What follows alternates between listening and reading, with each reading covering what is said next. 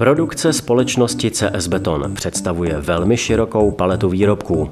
Určeny jsou pro dopravní stavitelství, parky a zahrady či pro výstavbu menších staveb, opěrných zdí a plotů.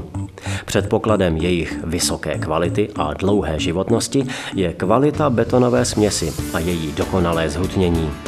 Vzpomeňme na naše dětské zkušenosti z výroby báboviček na pískovištích. I z nich je přirozeně zřejmé, že spojení výchozích surovin je tím kvalitnější, čím je do požadovaného tvaru silněji a rovnoměrněji sformujeme. Tento požadavek beze zbytku splňuje špičková výrobní linka HES 2, pracující na principu vibrolisu. Betonová směs se plní do požadované formy lisováním za velkého tlaku zhora a při spolupůsobení spodních vibrací. Tato technologie a správné složení směsi zaručuje vysokou pevnost a odolnost výrobků proti působení chemických i povětrnostních vlivů. A je samozřejmě také zárukou milimetrové tvarové přesnosti produktů.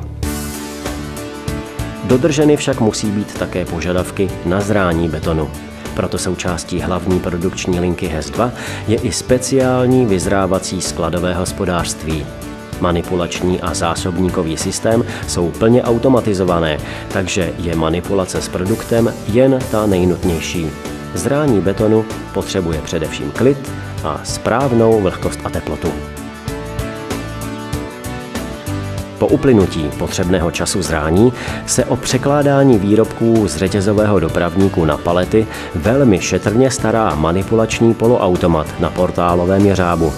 Po přeložení opět s milimetrovou přesností je výrobek přepásán bezpečnostní páskou a vyexpedován.